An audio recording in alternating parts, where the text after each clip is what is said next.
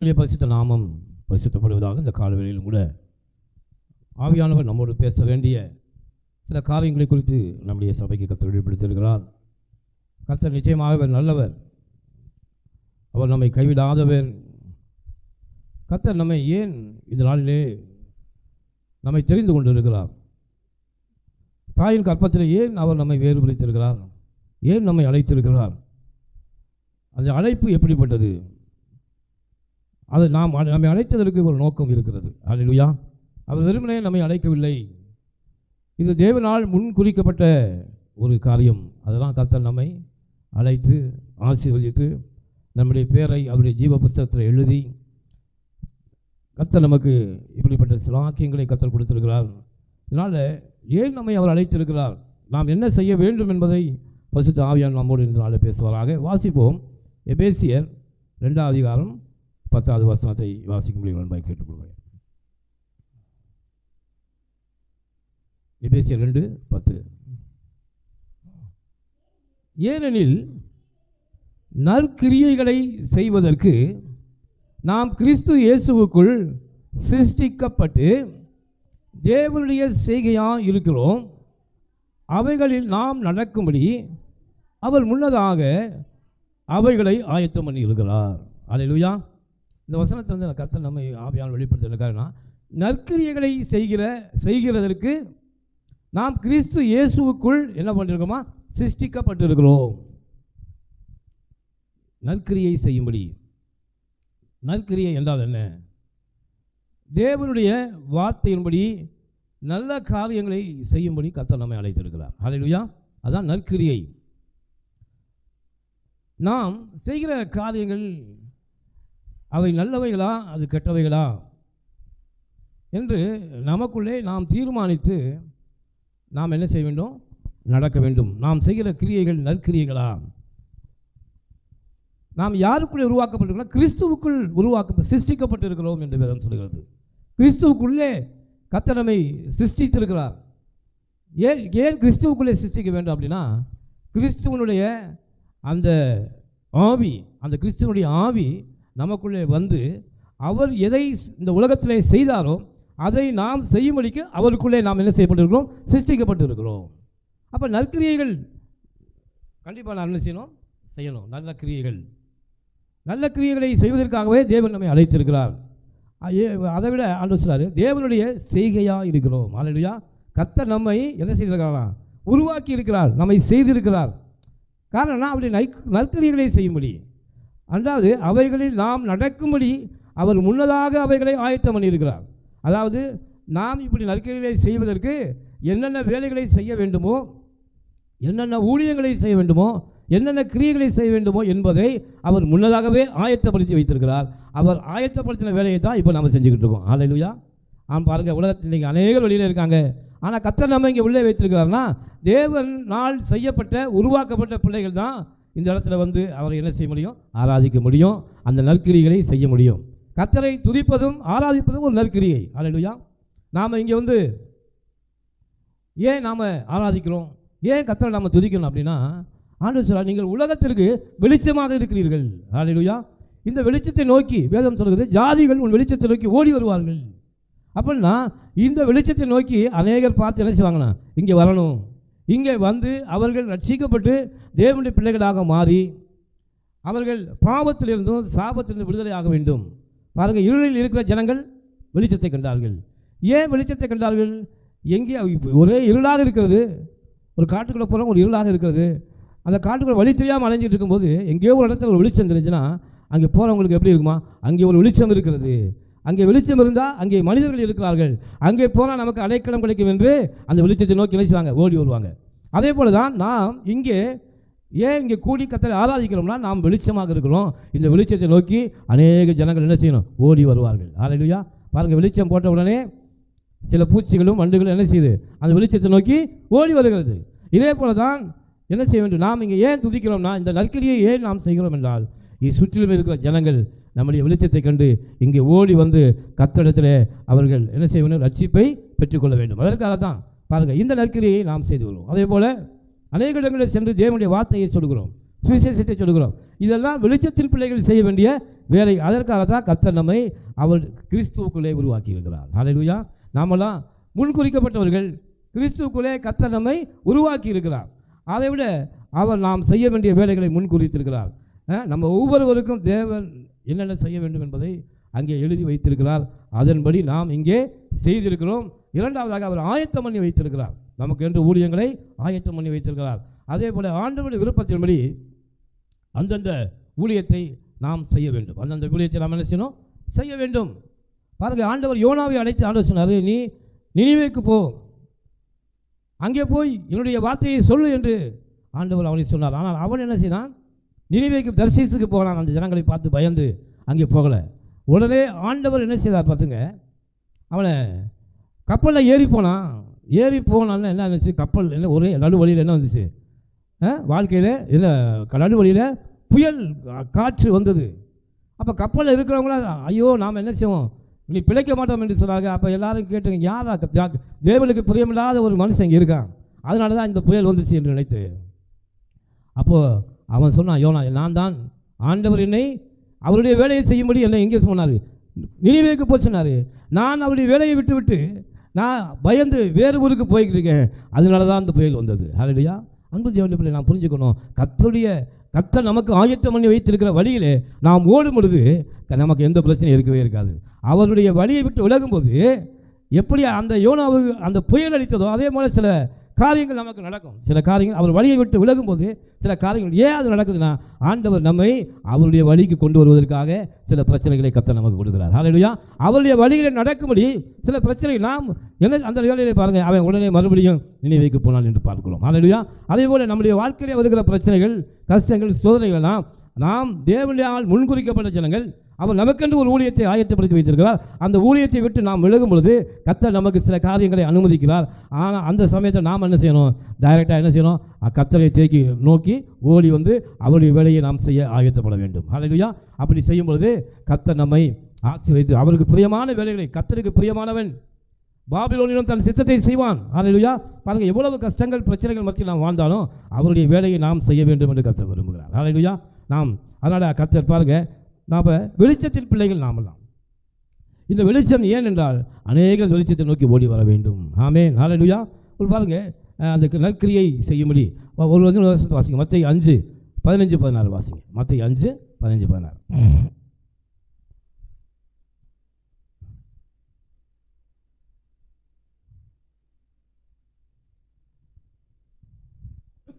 விளக்கை கொளுத்தி மரைக்காலால் மூடி வைக்காமல் விளக்கு தண்டின் மேல் வைப்பார்கள்.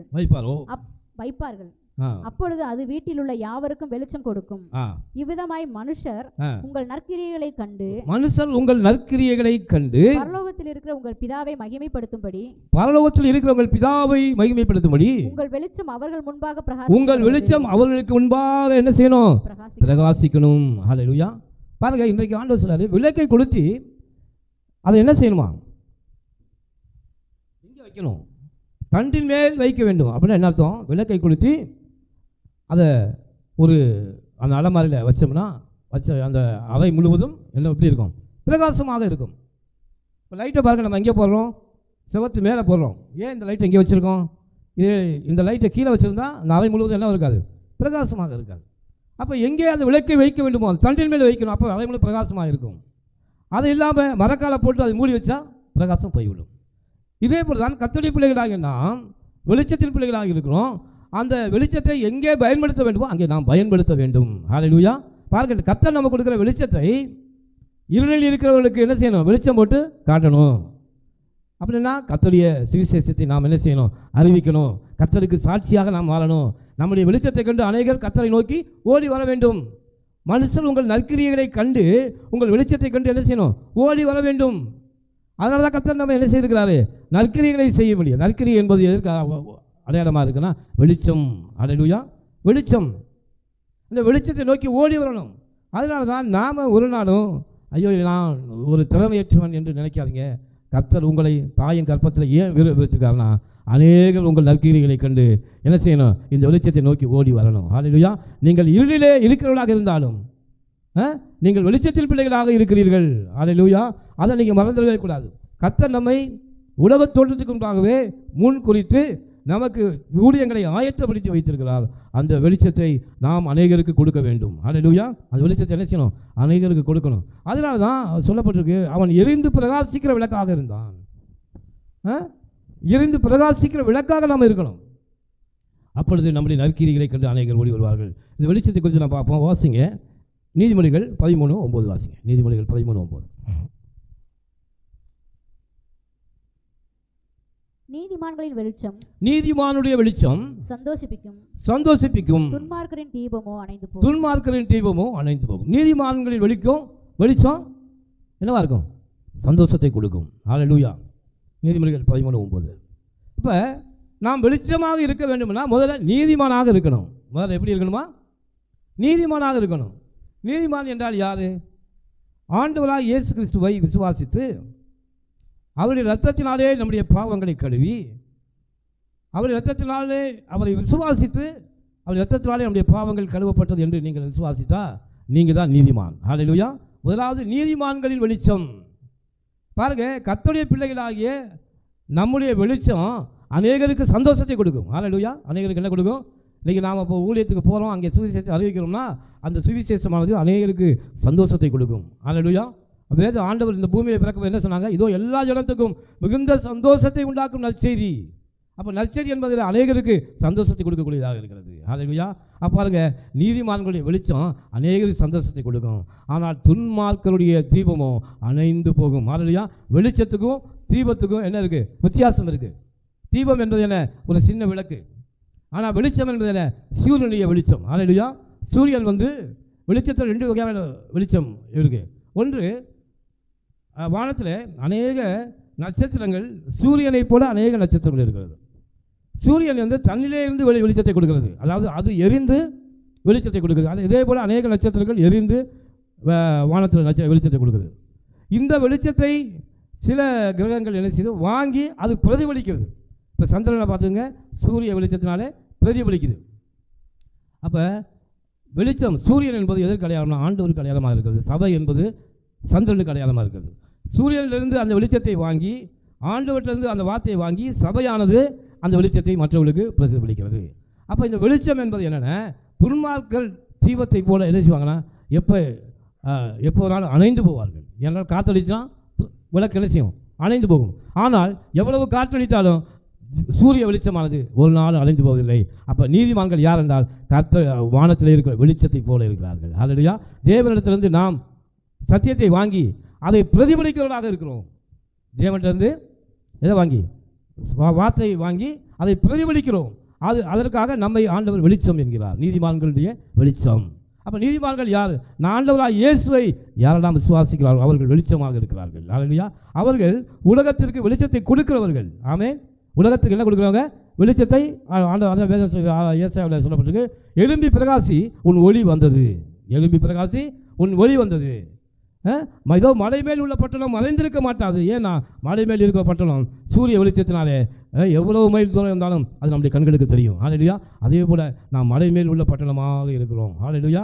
அப்போ நீதிமானுடைய வெளிச்சம் சந்தோஷத்தை கொடுக்கும். ஹல்லேலூயா. அப்போ நாம் இயேசுவை விசுவாசிக்கும் போது நாம் நீதிமான்களாக இருக்கிறோம். உங்களோட ஏசாயா 9:2 வாசிங்க. ஏசாயா 9:2. இருளில் நடக்கிற ஜனங்கள் பெரிய வெளிச்சத்தை கண்டார்கள். மரண இருளின் தேசத்தில் குடியிருக்கிறவர்களின் மேல் வெளிச்சம் பிரகாசித்தது. ஹல்லேலூயா. பாருங்க, இருளில் நடக்கிற ஜனங்கள் பெரிய வெளிச்சத்தை கண்டார்கள். ஏன்? ஆண்டவர் இந்த பூமியிலே பிறந்தபோது இந்த வார்த்தை சொல்லப்பட்டது, இருளில் இருக்கிறவர்களுக்கு என்ன வந்துச்சு? வெளிச்சம் வந்தது. இப்போ ஆண்டவர் மறுபடியும் போயிட்டார்.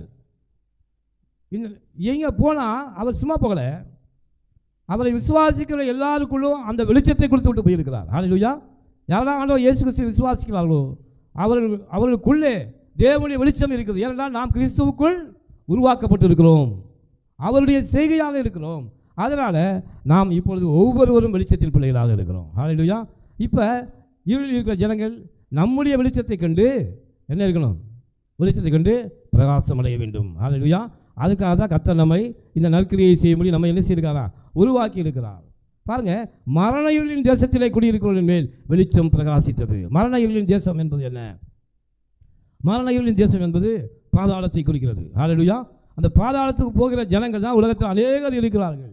இந்த ஜனங்களின் மேலே நம்முடைய வெளிச்சம் படும்போது அவர்கள் அந்த பாதாளத்தை விட்டு விலகுவார்கள். ஹல்லேலூயா. வெளிச்சம் என்பது தேவனுடைய சுவிசேஷத்தை அநேகருக்கு நாம் அறிவிக்கக்கூடிய அந்த நற்கிரியை நாம் செய்யும் பொழுது அநேகர் பாதாளத்துக்கு விலகி வெளிச்சத்தின் பிள்ளைகளாக மாறுவார்கள். வெளிச்சத்தின் தேசத்துக்கு அவர்கள் போவார்கள். ஹல்லேலூயா. அதனால தான் இருளில் இருக்கிற ஜனங்கள் வெளிச்சத்தை காணுவார்கள். அப்போ அந்த வெளிச்சம் என்பது யார்? தேவனுடைய பிள்ளைகளாகி நீதிமான்கள் தான் இந்த உலகத்திற்கு வெளிச்சமாக இருக்கிறோம். ஹல்லேலூயா. நாம் இந்த உலகத்திற்கு, நீங்களே இந்த உலகத்துக்கு வெளிச்சமாக இருக்கீங்க. அப்போ நம்மின் மூலமாக அநேக ரட்சிக்கப்பட வேண்டும் என்று கர்த்தர் எழுதி வைத்திருக்கிறார். நாம் செய்ய வேண்டிய வேலைகளை கர்த்தர் தீர்மானித்திருக்கிறார். அதனால் எப்போவுமே நாம் என்ன செய்யணும்? அவருடைய வழியிலே நாம் ஓடணும். அவருடைய வழியிலே ஓட வேண்டும். அப்படி ஓடும்போது கர்த்தர் நமக்கு அவருடைய பாதை எப்படி இருக்குமா? பாதை செம்மையாக இருக்கும். அவருடைய வழி உத்தமமானது என்று விதம் சொல்கிறது. அதனால் அவருடைய பாதையிலே நாம் வெளிச்சத்தை போல் நடப்போம். 9 வருஷத்தை வாசிங்க. ஏசாயா 58:8 வாசிங்க. ஏசாயா 58:8. அப்பொழுது விடியற்கால வெளுப்பை போல உன் வெளிச்சம் எழும்பி உன் சுகவாழ்வு சீக்கிரத்தில் துளிர்க்கும். ஹல்லேலூயா. வாசிங்க. உன் நீதி உனக்கு முன்னாலே செல்லும். கர்த்தருடைய மகிமை உன்னை பின்னாலே காக்கும். ஹல்லேலூயா. இது பெரிய ஒரு வாக்குத்தத்த வசனத்தை பாருங்க. விடியற்கால வெளுப்பை போல உன் வெளிச்சம் எழும்பும். ஹல்லேலூயா. அப்போ வெளிச்சம் என்பது நற்கிரியை, நீங்கள் செய்கிற நற்கிரியை தான் உங்களுக்குள்ளே இருக்கிற வெளிச்சம். பாருங்கள், வெளிச்சத்தில் வேலை செஞ்சால் ரொம்ப ஈஸியாக இருக்கும். இருளுக்குள்ளே செய்கிற வேலை எப்படி இருக்கும்? அது சரியாக இருக்காது. வெளிச்சம் இருந்தால் நான் நன்றாக என்ன செய்யலாம்? கண்கள் நல்லாக பிரகாசமாக இருக்கும். அந்த வேலையை ஒழுங்காக நாம் செய்வோம். இன்றைக்கி பாருங்கள், அநேகர் இந்த உலகத்தில் கண்கள் இருந்தும் குருடராக இருக்கிறார்கள். காரணம் என்ன? குருடு என்பது என்ன? இருள். அவர்களுக்கு எங்கே பார்த்தாலும் இருளாகத்தான் இருக்கும். அதனால தான் கண்கள் இருந்தும் குருடாக இருக்கிறார்கள். உலகத்தில் பிள்ளைகள் அவர்கள் செய்கிற வேலைகள்லாம் வெளிச்சத்தில் செய்யலை, இருளுக்குள்ளே செய்கிறார்கள். இருள் என்பது அஞ்ஞானத்திற்கு அடையாளமாக இருக்கிறது. கர்த்தருடைய வார்த்தை வெளிச்சமாக இருக்கிறது. அப்போ அவருடைய வார்த்தையின்படி வாழுகிற நாம் வெளிச்சத்தின் பிள்ளைகளாக இருக்கிறோம். அப்போ நம்முடைய வெளிச்சம் எப்படின்னா, விடியற்காலத்தின் வெளுப்பை போல. விடியற்கால வெளுப்பு என்பது அதிகாலையிலே சூரியன் எப்படி வருமா? இப்படி அப்படியே தகன்னு அப்படியே வரும்.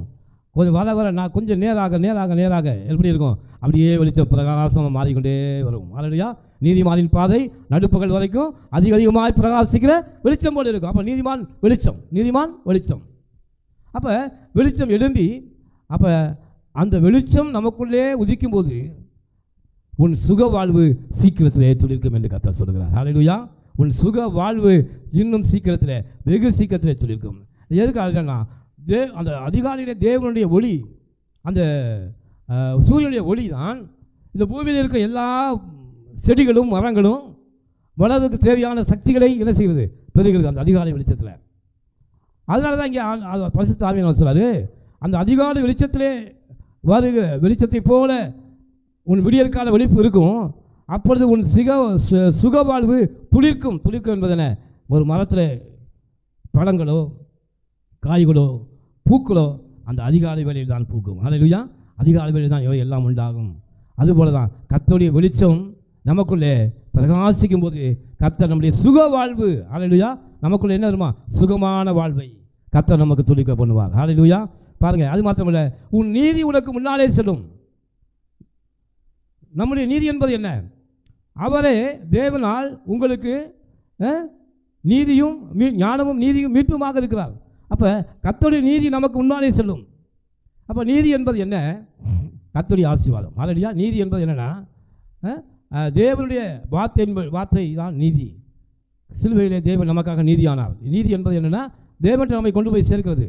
நம்முடைய நீதி அல்ல, கர்த்தருடைய நீதி நமக்கு முன்னாடி போகும். அப்போ நீதி முன்னாடி போச்சுன்னா அந்த நீதி சொல்லிக்கிட்டே போகும். என்ன சொல்லிட்டு போகும்? எனக்கு பின்னே வருகிறவன் நீதிமானுக்கு ஒரு கேடும் வராது, நீதிமானை எந்த ஒரு தீமையான காரியங்களும் அணுகாது. அதனால தான் கர்த்தருடைய நீதி நமக்கு முன்னாலே போகும். நம்ம எங்கே போனாலும் அவருடைய நீதி நமக்கு முன்னாலே போகும். ஹல்லேலூயா. அந்த நீதி முன்னாலே போய் எனக்கு பின்னே வருகிறவன் நீதிமான். அதனால் இந்த இயற்கையே அந்த மனிதனுக்கு எந்த ஒரு தீங்கும் செய்யாத, ஹல்லேலூயா, எந்த பாதிப்பும் செய்யாத, எந்த பிரச்சனையும் உருவாக்காத, ஏனென்றால் பின்னாலே வருகிறவன் நீதிமான். அதனால தான் உன் நீதி உனக்கு முன்னாலே செல்லும். கர்த்தருடைய மகிமை நம்மை பின்னாலே காக்கும். ஹல்லேலூயா. கர்த்தருடைய மகிமை என்பது என்ன? அவருடைய பராக்கிரமம். ஹல்லேலூயா. அவருடைய பராக்கிரமனை அவர் காக்கல, அவருடைய வல்லமை நமக்கு பின்னாடி பாதுகாக்க போகும். இஸ்ரவேல் ஜனங்கள் பிரயாணமாகி போகும்போது என்ன வந்துச்சு? பகலில் மேக ஸ்தம்பம் வந்துச்சு, இரவிலே என்ன வந்துச்சு? அக்னி ஸ்தம்பம் அவளை பின்னாலே பாதுகாத்தது என்று நாம் பார்க்கிறோம். அதே போல் கர்த்தர் நாம் கர்த்தருடைய வெளிச்சம் நம்மை சீக்கிரத்திலே சுக வாழ்வை கர்த்தர் கொடுக்க வல்லமை இல்லவர். ஹல்லேலூயா. அதனால் உள்ளூர் வசனத்தை நாம் வாசிப்போம். ஏசாயா 58:10 வாசிங்க. அதே உள்ள 10 வசனத்தை வாசிங்க. பசியுள்ளவனிடத்தில் உன் ஆத்துமாவை சாய்த்து சிறுமைப்பட்ட ஆத்துமாவை திருப்தியாக்கினால் அப்பொழுது இருளில் உன் வெளிச்சம் உதித்து உன் அந்தகாரம் மத்தியானத்தை போலாகும். அடுத்து நாம பார்க்க போறோம் நம்முடைய வெளிச்சம். முதல்ல நீதிமான் என்று பார்த்தோம். அடுத்து வெளிச்சம் எதற்கு அடையாளமாக இருக்குன்னா, பசியுள்ளவனிடத்தில் உன் ஆத்துமாவை சாய்க்க வேண்டும். ஹல்லேலூயா. பசியுள்ளவன் என்பது 2 அர்த்தம் இருக்குது. ஒன்று, இயற்கையாக உணவு இல்லாதவர்கள் பசியுள்ளவர்கள். 2வது, ஆத்மாவிலே அறிவில்லாமல் இருக்கிறவர்கள் பசியுள்ளவர்கள். ஆண்டு சொன்னார் இல்லையா, தாகமாக இருக்கிறவன் எவனோ அவன் இடத்திலே வரக்கடவன், நான் உங்களுக்கு ஜீவ தண்ணீரை கொடுப்பேன். அப்படின்னா தேவனுடைய வார்த்தையை கொடுப்பேன். அந்த ஒருத்தவங்க பசியாக இருக்கிறாங்க, இன்னொருத்தவங்க இயற்கையாகவே உணவில்லாமல் பசியாக இருக்காங்க. இந்த 2 இதுவே இந்த வார்த்தையை சேரும். பாருங்க, ஆண்டு சொல்ல பசியுள்ளவனிடத்தில் உன் ஆத்மாவை சாயுங்கள். ஹல்லேலூயா. அப்படின்னு அர்த்தம், யாரெல்லாம் தாகமாக தேவனுடைய வார்த்தை இல்லாமல் இருக்காங்களோ, இல்லை உண்மையிலேயே பசியாக இருக்கிறாங்களோ, அவர்கள் மேலே உன் ஆத்மா என்பது நம்முடைய மனது சாய வேண்டும். ஹல்லேலூயா. எப்படின்னா உன்னுடைய இரக்கம் அவர்கள் மேலே இருக்க வேண்டும். பாருங்க, ஆத்மா தாகம் வேண்டும் என்று கர்த்தர் சொன்னார். இன்றைக்கி அநேக ஜனங்கள் பார்த்தீங்கன்னா தேவனுடைய வெளிச்சம் இல்லாதனாலே இருளுக்குள்ளே போய் கொண்டிருக்கிறார்கள். அனுதினமும் பாதாளத்தில் மறித்து பாதாளத்துக்கு போய் கொண்டிருக்காங்க. இவர்களை நாம் திருப்ப வேண்டும் என்பதற்காக தான் கர்த்தர் நம்மை வெளிச்சத்தின் பிள்ளையாக தாயின் கற்பத்தில் வேறு விளைத்திருக்கிறார். பாருங்க, தெரிந்து கொள்ளப்பட்டவர்கள் நிமித்தமோ அந்த நாட்கள் குறைக்கப்படும் என்று விதம் சொல்கிறார். அந்த நாட்கள் என்ன, உபத்திரவத்தின் நாட்கள் என்ன செய்யப்படும்? நம் மூலமாக குறைக்கப்படும் என்று விதம் சொல்கிறது. அதனால் நாம் என்ன செய்யணும்? ஒன்று, பசியோடு இருக்கிறவர்கள், உணவு இல்லாமல் இருக்கிறவர்களுக்கு உணவு கொடுக்க, ஏழைக்கு இறங்குகிறவன் கர்த்தருக்கு கடன் கொடுக்கிறான், அவர்களுக்கு இறங்கும்படி நம்முடைய மனதை சாய்க்க வேண்டும். 2வது, தேவ வார்த்தை இல்லாமல் இருளுக்குள்ள இருக்கிற ஜனங்கள் மேலே நம்முடைய ஆத்மாவை சாய்க்க வேண்டும். ஹல்லேலூயா. சிறுமைப்பட்ட ஆத்மாவை திருப்தி ஆக்கினால் அப்பொழுது இருளின் வெளிச்சம் உதிக்கும். சிறுமைப்பட்ட ஆத்மா என்பது என்ன? சிறுமைப்பட்டவர்கள் என்ன? மிகவும் தாழ்ந்து போனவர்கள், வசதியற்றவர்கள், ஏழைகள். இவர்களுடைய ஆத்மாவை என்ன செய்யணும்? திருப்தியாக்க வேண்டும் என்றால், ஒன்று, அவர்களுக்கு நாம் என்ன செய்யணும்? அவர்களுடைய தேவைகளை நாம் சந்திக்க வேண்டும். 2வது, ஆத்மாவுக்கு தேவ வார்த்தையை நாம் கொடுக்க வேண்டும். அதுதான் திருப்தி. அந்த வார்த்தையை நாம் கொடுத்துட்டோம்னா அந்த வார்த்தையினால் உண்டான ஆசீர்வாதம் அவர்களை ஐஸ்வர்யனாக மாற்றும். ஹல்லேலூயா. அப்போ நாம் என்ன செய்யணும்? சிறுமைப்பட்டவர்களுக்கு எதை கொடுக்கணும்? தேவ வார்த்தையை கொடுக்கணும். ஹல்லேலூயா. அப்பொழுது இருளில் உன் வெளிச்சம் உதித்து உன் அந்தகார மத்தியானத்தை போலாகும். இப்படி நாம் செய்யும்போது நமக்கு இருக்கிற அந்த இருளின் ஆதிக்கம் மத்தியானத்தை போல மாறிவிடும். ஹல்லேலூயா. நமக்கு இருக்கிற இப்போ அநேகருக்கு பாருங்கள், நாம் சுவிசேஷத்தை சொல்லத்தான் நமக்கு நாமே பரிசுத்தமாகிக்கொண்டே இருப்போம். இப்போ நாம் நினைக்கலாம், ஐயோ நான் ஒன்றுமே அந்தளவுக்கு பரிசுத்தம் இல்லை, நான் அந்தளவுக்கு நீதிமான் இல்லை, நான் மற்றவர்களுக்கு போய் இந்த சுவிசேஷத்தை எப்படி நான் சொல்ல முடியும் அப்படி நினைக்கலாம். நீங்கள் எந்த அளவுக்கு மற்றவர்களுக்கு சுவிசேஷம் சொல்ல நீங்கள் பரிசுத்தமாகிக்கொண்டே வருவீங்க. ஹல்லேலூயா. அதுதான் போட்டிருக்கு, நீ அப்படி செஞ்சினா உன் அந்தகார மத்தியானத்தை போல மாறும் என்று கர்த்தர் சொல்கிறார். நம்முடைய அந்தகார மத்தியானத்தை போல என்ன செய்யுமா? மாறிவிடும். அப்போ நாம் சுவிசேஷத்தை சொல்ல கர்த்தர் நம்மை பரிசுத்தப்படுத்தி கொண்டே வருகிறார். ஹல்லேலூயா. கர்த்தர் நம்மை மாற்றிக்கொண்டே வருகிறார். அவருடைய பிள்ளையாக நம்மை மாற்றுகிறார். ஹல்லேலூயா. அதனால தான் நாம் சுவிசேஷத்தை அறிவிக்க வேண்டும். 2வது 1 வருஷத்தை வாசிங்க. ஏசாயா 60:1-2-3 வாசிங்க. எழும்பி பிரகாசி, உன் ஒளி வந்தது, கர்த்தருடைய மகிமை உன்மேல் உதித்தது. ஹல்லேலூயா. 2வது வசனம், இதோ இருள் பூமியையும் கார் இருள் ஜனங்களையும் மூடும், ஆனாலும் உன்மேல் கர்த்தர் உதிப்பார், அவருடைய மகிமை உன்மேல் காணப்படும். ஹல்லேலூயா. பாருங்க, ஏன் இந்த இருள் நீங்க வேண்டும்? பாருங்க, இருள் என்பது எல்லாவற்றையும் என்ன செய்யும்? மூடி போடும். ஆசீர்வாதங்களை இருள் எதற்கு அடையாளமாக இருக்குது? இரவிலே பாருங்கள், அநேக ஆசீர்வாதங்கள் நீதிமானுடைய கண்களுக்கு மறைக்கப்படும். இருள் எதற்கு அடையாளம்னா, இருளில் என்ன செய்யணும்? எந்த ஒரு பொருளையும் நம் கண்களுக்கு தெரிய விடாமல் மறைப்பது தான் இருள். அப்போ இருள் என்பது நம்முடைய ஆசீர்வாதத்தை மறைக்கிற காரியமாக இருக்கிறது. பாருங்க, வேதம் சொல்லுது இருள் பூமியையும் காரிருள் ஜனங்களையும் மூடும். ஏன்னா ஒரு மனுஷனுக்குள்ள இருள் இருந்துச்சுன்னா அந்த இருளினாலே எந்த ஒரு ஆசீர்வாதத்தையும் அவன் சுதந்திரிக்க முடியவே முடியாது. இரவுக்குள்ளே அவன் எந்த வேலையும் சரியாக செய்ய முடியாது. அதனால தான் இருள் என்பது ஆசீர்வாத குறைவாக காணப்படுகிறது. ஆனாலும் ஆண்டவர் சொல்றாரு, இந்த இருள் பூமியில் இருந்தாலும் காரில் உன்மேல் இருந்தாலும் கர்த்தர் உன்மேல் உதிப்பார். ஹல்லேலூயா. யார் மேல் உதிப்பார் தெரியுமா? அவரால் தெரிந்து கொள்ளப்பட்டவர் மேலே கர்த்தர் உதிப்பார். ஹல்லேலூயா. அவருடைய மகிமை உன்மேல் காணப்படும். கர்த்தருடைய மகிமை பாருங்க, சூரியனின் மகிமையை நம்மளால் தாங்க முடியல. அந்த சூரியனை உண்டு பண்ணின அவருடைய மகிமை எப்படி இருக்கும்? அதை விட பிரகாசமாக இருக்கும். ஹல்லேலூயா. ஆம்ப வேதம் சொல்லுது, அவருடைய மகிமை உண்மையில் காணப்படும்.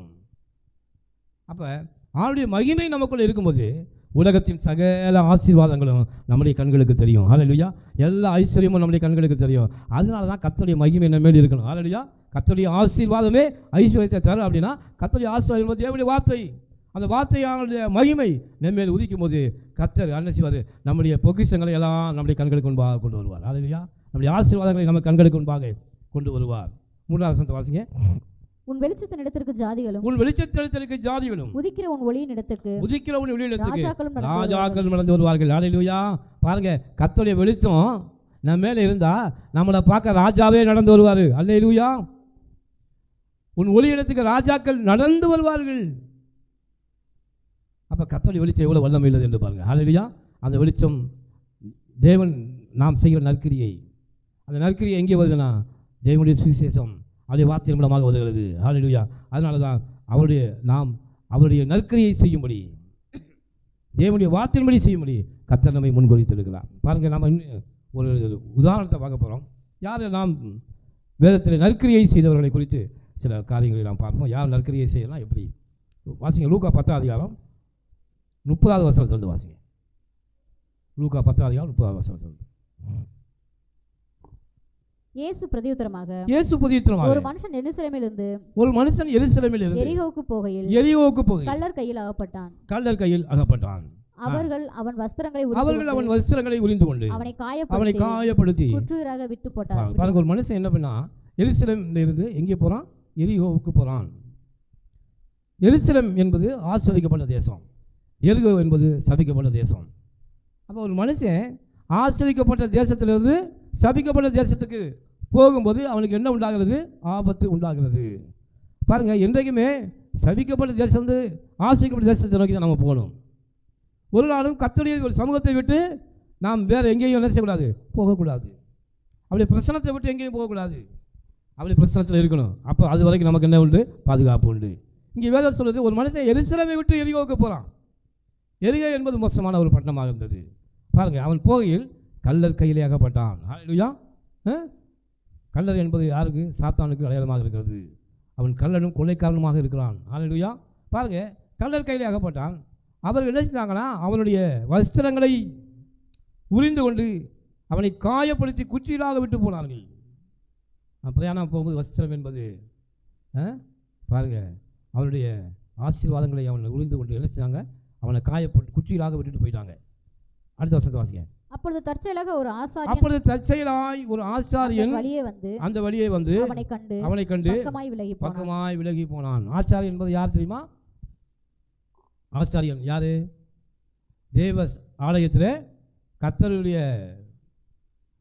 அந்த பரிசுத்த ஸ்தலம், மகாபரிசுத்தலத்துக்குள்ளே போகிற ஒரு பூசாரி, அவன் தான் பிரதான ஆச்சாரியன். ஒரு ஆச்சாரியன் பூஜை செய்கிறவன் என்ன செய்தான்? அந்த வழியாக வந்தான். அவனை பார்த்துட்டு விலகி போயிட்டான். அடுத்த வருஷம் வாசிங்க. அந்தபடியே ஒரு லேவியன் அந்த இடத்துக்கு வந்து அவனை கண்டு பக்கமாய் விலகி போனான். லேவியன் என்பது யாருன்னா, பழைய உடன்படிக்கை பழைய ஏற்பாட்டு தேவாலயத்தில் 2 பேர் இருப்பாங்க. ஒன்று ஆச்சாரியர்கள். அவங்க என்ன செய்வாங்கன்னா, பூஜை செய்கிறவர்கள். கர்த்தருடைய சமூகத்தில் 2 பூஜை செய்வாங்க. ஆச்சாரியர்.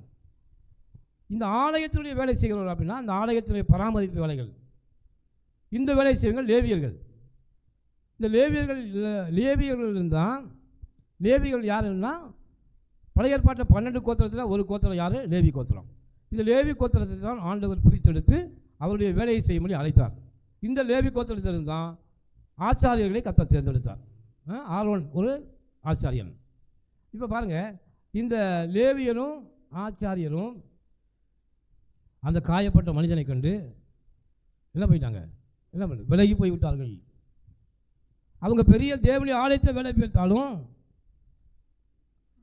அவர்கள் அநேக தேவனுடைய ஆசீர்வாதத்தை பெற்றுத்தருவதாக அவர்கள் இருந்தாலும் ஆண்டவர் இங்கே என்ன சொல்கிறாங்கன்னா, அவர்கள் 2 பேரிடத்தில் நற்கிரியைகள் இல்லை. ஹல்லேலூயா. என்ன இல்லை? நற்கிரியைகள் இல்லை. நற்கிரியை என்பது ஒரு மனிதன் கஷ்டப்பட்டு கிடக்கிற ஒரு மனுஷனை தன் அன்பினால் அவனை தூக்கி அவனை எழுத்து அவன் காயங்களை கட்ட வேண்டும், அவனுக்கு உதவி. அதுதான் தேவனுக்கு முன்பாக என்னவா இருக்குது? நற்கிரியாக இருக்குது என்பதை கர்த்தர் நமக்கு சொல்கிறார். ஹல்லேலூயா. ஐயோ, நான் பெரிய ஊழியக்காரன், நான் ஒரு பெரிய பாஸ்டர், நானா இதை இறங்கி போய் இதை செய்யக்கூடாது, இது தேவனுக்கு முன்பாக நற்கிரி அல்ல. ஏன்னா தேவன் எப்படி இருக்கானா? அன்பாகவே இருக்கிறான். ஹல்லேலூயா. அவற்றை எதிராக கிரியை செய்யணும். அன்பு தான் அவர்கிட்ட என்ன செய்யும்? கிரியை செய்யும். ஹல்லேலூயா. அடுத்த வசனத்தை வாசிங்க. பின்பு சமாரியன் ஒருவன் பிரயாணமாய் வருகையில் அவனை கண்டு. அப்போ சமாரியன் யாரு? ஆடு மேய்க்கிறவன். நல்ல சமாரியன். நம்முடைய ஆண்டவரை குறித்து சொல்லும்போது நல்ல சமாரியன். சமாரியன் என்பது அவர்கள் ஒரு குலத்தை சேர்ந்தவர்கள், ஆடு மேய்க்கிறவர்கள் தொழில். அப்போ சமாரியன் என்பது ஒரு அந்த நாட்களிலே ஒரு தாழ்ந்து போன சமூகத்தை சேர்ந்தவர்கள் என்று வைத்துக்கொள்ளுங்க. அவளை கண்டு யாரும் சிலவங்க யூதர்களோ யாரும் மதிக்க மாட்டாங்க. ஆனால் அந்த சமாரியன் பிரயாணமாய் வரும்போது அந்த காயப்பட்ட மனிதனை கண்டு என்ன செய்யலாம்? மனிதனை கண்டு மனதுருகி வாசிங்க. கிட்ட வந்து மனுஷனுடைய காயங்களில் எண்ணெயும் திராட்சை ரசமும் வார்த்து, அவனுடைய காயங்களில் எண்ணெயும் திராட்சை ரசமும் வார்த்து காயங்களை கட்டி அவனை தன் சுய வாகனத்தில் மேல் ஏற்றி சத்திரத்திற்கு கொண்டு போய் அவனை பராமரித்தான். ஹல்லேலூயா. இந்த 3 பேர்ல யார் நற்கிரியை செய்கிறவர்கள்? யார் நற்கிரியை செய்கிறவங்க? அதாவது தேவனுக்கு பிரியமானது யார் செஞ்சா? ஆச்சாரியன் செய்தது தான், லேவியன் செய்தது தான், இந்த சமாரியன் செய்தது தான். அப்போ தேவனுக்கு முன்பாக ஆண்டவர் சொல்றாரு, எது நற்கிரி என்றால் இந்த சமாரியன் அந்த காயப்பட்ட மனிதன் மேல் ஒரு அன்பு வைத்து அவனுடைய காயங்களை கட்டி எண்ணெயும் திராட்சசமும் வார்த்து அவனை தன்னுடைய சுய வாகனத்தின் மேல் ஏற்றி. சுய வாகனம் என்று ஆவிக்குரிய அர்த்தம் என்ன தெரியுமா உங்களுக்கு? இங்கே சமாரியன் யாருன்னா நல்ல சமாரியன், அது ஆண்டவராகிய இயேசு. ஏன்னா அவரை குறித்து சங்கீதம் சொல்றது, கர்த்தரின் மேய்ப்பராக இருக்கிறார், நான் தாழ்ச்சி அடைகிறேன். அப்போ சுய வாகனம் என்பது உண்மையிலேயே கர்த்தர் எங்கே இருக்காரு? தேவனுடைய வலது பார்சத்திலே இருக்கிறார். பிதாவாகிய தேவனுடைய வலது பார்சம் என்பது அவருடைய வலது பக்கத்தின் மடியிலே கர்த்தர் இருக்கிறார். அதுதான் அவருடைய வாகனம், அதுதான் அவர் இருக்கிற இடம். இங்கே சுய வாகனம் என்பது என்ன அப்படின்னா, ஆண்டவர் இப்போ ஜீசஸ் ஆண்டவர் ப்ரேயர் பண்ண சொல்றாரு, ஆண்டவரே நாம் எங்கே இருக்கிறோமோ அங்கே அவர்களும் இருக்கும்படி நீங்கள் அனுக்கிரகம் பண்ணுங்க. ஹல்லேலூயா. அவரோட கூட உட்காரவும் செய்தார். அப்புறம் என்ன அர்த்தம்னா, அவர் எங்கே இருக்கிறாரோ அங்கே நம்மை கொண்டு போய் கர்த்தர் வைக்கிறார். ஹல்லேலூயா. அங்கே நம்மை கொண்டு போய், அதுதான் அந்த சுய வாகனத்தின் மேல் ஏற்றி அவர் இருக்கிற இடத்துக்கு கர்த்தர் நம்மை கொண்டு போகிறார். காரணம் என்னன்னா, அப்போ யார் தேவனுடைய வலது பாசத்தில் ஆண்டோடு இருக்க முடியும்னா, நற்கிரிகளை அவர் பெரிய ஊழியக்காரராக இருந்தால் மாத்திரம் இல்லை, திறமைகள் இருக்க மாத்திரம் இல்லை.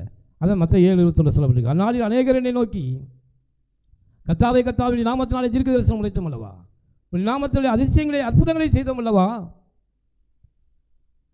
நாங்கள் எங்களை நீங்கள் உள்ள விளையே அப்படின்னு கேட்கும்போது ஆண்டவர் சொல்றார், அக்கிரம செய்யக்காரரை என்னை விட்டு அகன்று போங்க. ஏனென்றால் தேவனுக்குள் எவன் ஒருவன் நற்கிரியைகளை செய்யாமல் இருக்கிறானோ அவனை கர்த்தர் புறம்பே அக்கிரம செய்யக்காரன் என்று இருக்கிறார். ஹல்லேலூயா.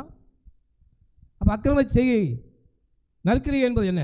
அந்த சமாரியன் என்ன செய்தான், அந்த யாரோ ஒரு மனிதன் கீழே விழுந்து கிடந்தான், அவன் மேலே அக்கறை வைத்து, ஏன் அவன் அக்கறை வைக்கிறானா, ஒரு மனிதனுக்கு மனிதன் உள்ள தேவ அன்பு. ஹல்லேலூயா. பாருங்கள், நாம் ஒரு மனிதனோடு பாதிக்கப்பட்டு கிடந்தோம், அப்படியே விட்டுட்டு போயிடக்கூடாது. தேவ அன்பானது நம்மை நெருக்கிய வேண்டும். ஹல்லேலூயா. பாருங்கள், அவன் சத்திரத்துக்கு கொண்டு போய் அவனை பராமரித்தானா. அப்படின்னா என்ன அர்த்தம்?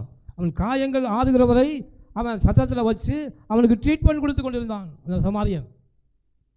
அவன் பெரிய பணக்காரன் இல்லை, ஐஸ்வரன் இல்லை, கோடீஸ்வரன் இல்லை. ஆனாலும் அந்த காயப்பட்ட மனிதன் மேல் வைத்த அன்பினாலே, தேவ அன்பு, ஹல்லேலூயா, அன்பினாலே எந்த ஒரு எதிர்பார்ப்பும் இல்லாமல் இந்த காரியத்தை செய்கிறவன். அப்போ எந்த ஒரு எதிர்பார்ப்பும் இல்லாமல் ஒருவர் மேலே அன்பு வைத்து தான் நற்கிரியாக இருக்கிறது. ஹல்லேலூயா. கர்த்தர் வெளிச்சம் போட்டு நம்ம காட்டுறோம். அடுத்த வசனம் வாசி 35. மறுநாளிலே தான் புறப்படும் போது 2 பணத்தை எடுத்து சத்திரத்தான் கையில் கொடுத்து, நீ இவனை விசாரித்துக்கொள், அதிகமாய் ஏதாயிலும் இவனுக்காக செலவழித்தால் நான் திரும்பி வரும்போது அதை உனக்கு தருவேன் என்றான். ஹல்லேலூயா. எவ்வளவு அக்கறை! இது யாரை குறித்து சொல்லப்பட்டிருக்குன்னா, நம்முடைய ஆண்டவராக இயேசு கிறிஸ்துவை பற்றி தான் சொல்லப்பட்டிருக்கு. ஹல்லேலூயா. அவர் போயிட்டாரு, போனாலும் ஆண்டவர் சொல்றாரு, பரிசுத்த ஆவியானவருடைய கரங்களை நம்மை ஒப்பு கொடுத்துட்டு போயிருக்கிறார். ஹல்லேலூயா. ஆண்டவர் சொல்றார், நான் போய் உங்களுக்கு ஒரு தேற்றவாளர் பரிசுத்த ஆவியானவரை நான் அனுப்புவேன், அவர் அந்த பரிசுத்த ஆவியானவர் உங்களை கவனித்துக் கொள்வார், நான் உங்களை திக்கற்றவர்களாக விடேன் என்று கர்த்தர் சொல்றார். ஏன் அப்படின்னா பரிசுத்த ஆவியானவரை கர்த்தர் நமக்கு தந்திருக்கிறார். ஹல்லேலூயா. இப்போ அவருக்கு பதிலாக பரிசுத்த ஆவியானவர் தான் நம்மை நடத்தி கொண்டு போகிறார். நாம் நடக்க வேண்டிய வழியை போதிக்கிறார், நம்மை சகல தீமைக்கும் பாதுகாக்கிறார், சத்துருவின் கையில் நம்மை மீட்கிறார். யார்? பரிசுத்த ஆவியானவர். பாருங்க, அவர் சொல்லிட்டு போகிறாரு, 2 காசுகள் கொடுத்து நான் திரும்பி வருகிற வரைக்கும் இவனுக்கு நீ என்ன செலவழிச்சியோ அதை நான் உனக்கு தருவேன் என்று. ஹல்லேலூயா. இதுதான் நற்கிரியை. வாசிங்க 36. இப்படி இருக்க கள்ளர் கையில் அகப்பட்டவனுக்கு இந்த 3 பேரில் எவன் பிறனாயிருந்தான் உனக்கு எப்படி தோன்றுகிறது என்றார். அடுத்த வசனம் வாசிங்க. அதற்கு அவன் அவனுக்கு இரக்கம் செய்தவனே என்றான். அப்பொழுது இயேசு அவனை நோக்கி, நீயும் போய் அந்த படியை. அப்ப இரக்கம் செய்கிறவன். அப்ப இரக்கம் செய்வது ஒரு பெரிய நற்கிரியை. ஏழைக்கு இறங்குகிறவன் கர்த்தருக்கு கடன் கொடுக்கிறான். ஆமென். அப்ப இரக்கம் செய்ய வேண்டும். அநேகருக்கு நாம் இறங்கணும், இரக்கமுள்ளவர்களாக இருக்கணும். இரக்கம் என்பது என்ன? இல்லாதவர்களுக்கு கொடுப்பது மாத்திரம் இரக்கம் இல்லை, தேவனுடைய வெளிச்சம் இல்லாதவருக்கு வெளிச்சத்தை கொடுப்பது அது மாபெரிய இரக்கம். ஹல்லேலூயா. பாருங்கள், யாராவது ஒருவர் கஷ்டப்படுறாங்க, அவங்களுக்கு முதல்ல நம்ம உள்ளத்திலிருந்து என்ன உண்டாகணும் அப்படின்னா, அவர்களுக்கு எப்படியாவது ஆண்டவரை கொடுக்கணும், சத்தியத்தை கொடுக்கணும். சத்தியத்தை அறிவீர்கள், சத்தியம் உங்களை விடுதலையாக்கும். அப்போ உண்மையான விடுதலை எங்கே இருக்குன்னா, தேவ வார்த்தையில் இருக்கிறது. அந்த தேவ வார்த்தையை உங்களுக்கு கொடுக்கணுமே, இந்த வார்த்தை உங்களுக்கு நடக்கணுமே. அப்படி ஒரு ஆத்ம தாகம், அதுதான் இரக்கம். ஹல்லேலூயா. அதுதான் உண்மையிலே இரக்கம் என்பது. அதுதான் வேதத்தை சொல்லுது. சரி, அப்போ பாருங்கள், இரக்கம் செய்வர்கள் நற்கிரியிலே செய்கிறார்கள். இதை நாம் பார்த்தோம். இன்னொரு ஒரு மனுஷன் நாம் பார்க்க போகிறோம். பாருங்கள், சகை என்று மனிதன் இருந்தான். வாசிங்க லூக்கா 19:1 9 வரைக்கும் வாசிங்க. லூக்கா 19வது அதிகாரம். அவர் எரிகோவில் பிரவேசித்து அதன் வழியாய் நடந்து போகையில் ஆயக்காரருக்கு தலைவனும் ஐஸ்வர்யவானுமாய் இருந்த சகை என்னப்பட்ட ஒரு மனுஷன். சகையை குறித்து நீங்கள் கேள்விப்பட்டிருப்பீங்க. அவன் வரி வசூலிக்கிறவருக்கு தலைவனாக இருந்தான். அதாவது டாக்ஸ் கலெக்ட் பண்ணுவாங்க. இப்போல்லாம் டாக்ஸ் என்ன செய்கிறாங்க, ஜிஎஸ்டி அது இதுன்னு போகிறாங்க. அப்போ டாக்ஸ் என்ன செய்வாங்க, கலெக்ட் பண்ணுவாங்கன்னா வீடு வீடுக்கு போய் வசூல் பண்ணுவாங்க. இந்த வரியை நீங்கள் கொடுக்கணும், இந்த வரியை நீங்கள் கொடுக்கணும் அப்படின்னு கலெக்ட் பண்ணாங்க.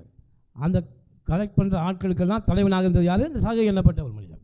அப்போ இவன் 1000 ரூபா கலெக்ட் பண்ணானா 500 ரூபாயை கொண்டு போய் அரசாங்கத்தை கொடுத்துட்டு 500 ரூபா இவர் வச்சுருந்தா வச்சுக்குவார்.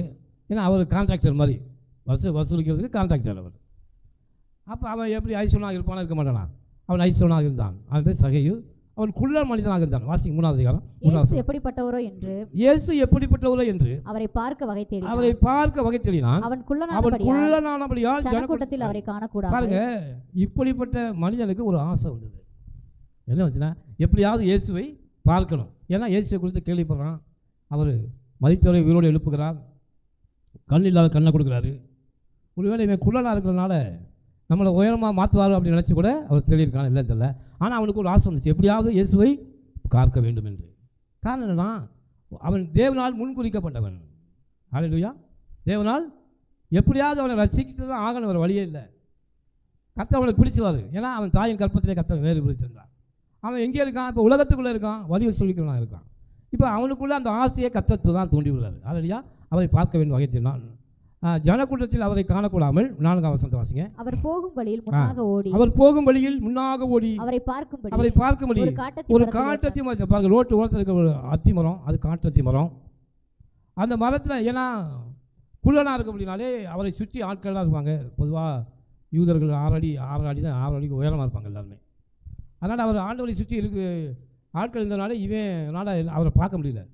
அப்போ ஒரு மரத்து மேலே ஏறினா தான் அவரை பார்க்க முடியும்ட்டு மரத்து மேலே ஏறி அவரை பார்க்கறதுக்காக ஆயத்தமாக இருந்தான். 5 வசனத்தை வாசிங்க. இயேசு அந்த இடத்தில் இயேசு அந்த இடத்தில் வந்தபோது அண்ணாந்து பார்த்து அவனை கண்டு சகையுவே நீ நீ சீக்கிரமாக இறங்கி வா, இன்றைக்கு நான் உன் வீட்டில் தங்க வேண்டும் என்றார். ஹல்லேலூயா. பாருங்க, சகையுவுக்கும் அவருக்கு எந்த சம்மந்தம் இல்லை. சகைவு அவருக்கு யாருன்னே தெரியாது, அவருக்கு தெரியும். ஆனால் சகைவுக்கு அவரை யாருன்னே தெரியாது. ஆனாலும் அவர் அந்த அத்திமரத்தில் வந்த உடனேயே அண்ணாந்து பார்த்து நீ சீக்கிரமாக இறங்கி வான்னு கூப்பிட்றாரு. ஃப்ரெண்டாக கூப்பிட்றது மாதிரி கூப்பிட்றாரு. ஏன் அப்படின்னா, தாயின் கற்பத்தில் அவனை வேறு பிடித்தவர் யார்? ஆண்டவர் இயேசு கிறிஸ்து. ஹல்லேலூயா. அதனால தான் அவர் என்ன செய்கிறாரு, அவனுக்கு ஆச்சரியமாக போச்சு. நம்மளை பற்றி எப்போதான் இவர் கேள்விப்பட்டார், ஒன்றுமே தெரியாது. ஆனாலும் என்ன சொல்கிறாரு, நான் இன்றைக்கி உன் வீட்டில் தங்கணும் அப்படின்னு ஒரு ஃப்ரெண்டுகிட்ட சொல்கிற மாதிரி சொல்கிறாரு. அவனுக்கு ஆச்சரியம் தாங்கலை. 6 வசனத்தை வாசிங்க. அவன் சீக்கிரமாக இறங்கி சந்தோஷத்தோட அவரை அழைத்து கொண்டு போனான். அதை கண்ட யாவரும் இவர் பாவியான மனுஷனிடத்தில் தங்கும்படி போனார். பாருங்க, உலகம் அவனை அந்த சகைவை என்ன சொல்லுதுன்னா பாவியான மனுஷன் என்று சொல்கிறது. ஆனால் ஆண்டவர் சொல்றாரு, பாவியை ரட்சிக்கும்படிக்கு கிறிஸ்து இயேசு இந்த உலகத்தில் வந்தார். ஹல்லேலூயா.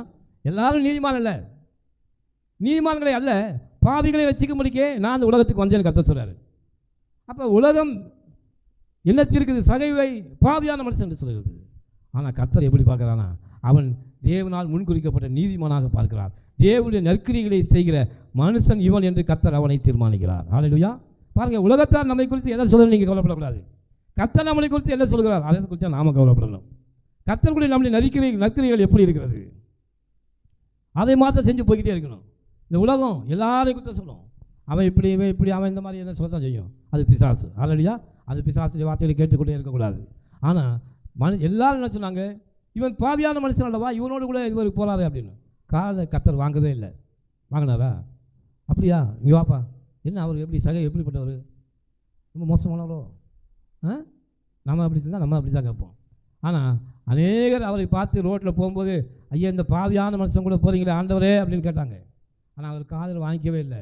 ஏனென்றால் கர்த்தருக்கு தெரியும் அவன் தேவனால் நற்கிரியை செய்யும்படி அழைக்கப்பட்டவன். ஹல்லேலூயா.